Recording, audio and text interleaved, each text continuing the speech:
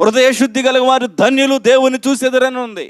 ఈరోజు మనం ప్రార్థన ఎందుకు చేయాలి? దేవుని సన్నిధిలో ఎందుకు కన్నీరు కార్చాలంటే ఏమైనా పాపం మన హృదయానికి అంటుకుందేమో, ఏదైనా బలహీనత మన హృదయానికి అంటుకుందేమో అని సరిచేయబడటం కోసం ఆయన పాదాలు పట్టుకొని మా పాపములు కడిగయ్యా అని శుద్ధి చేయమని దేవుణ్ణి వేడుకోవాలి.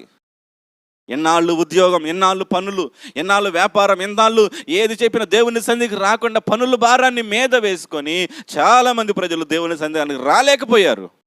ఈరోజు దేవుడు సంఘానికి చక్కని అవకాశం ఇచ్చాడు. ఇటువంటి వంకలు చెప్పేవారందరికీ ఒక అవకాశం ఇచ్చాడు. ఏందో తెలుసా? ఇళ్లలోనే కూర్చోమని. పని లేదు, ఉద్యోగం లేదు, వ్యాపారం లేదు, ఏ పనులు లేవు. ఎందుకు అవకాశం దేవుడు ఇస్తున్నాడో తెలుసా? ఇప్పుడైనా నీ హృదయాన్ని దేవుని సన్నిధిలో సరి చేసుకుంటావేమో. ఇంతకాలము బిజీ అని చెప్పావు కదా, ఇంతకాలము ఏదో వర్క్లో బిజీ అయిపోయానని చెప్పావు కదా, ఇంతకాలం ఉద్యోగంలో బిజీ అని చెప్పావు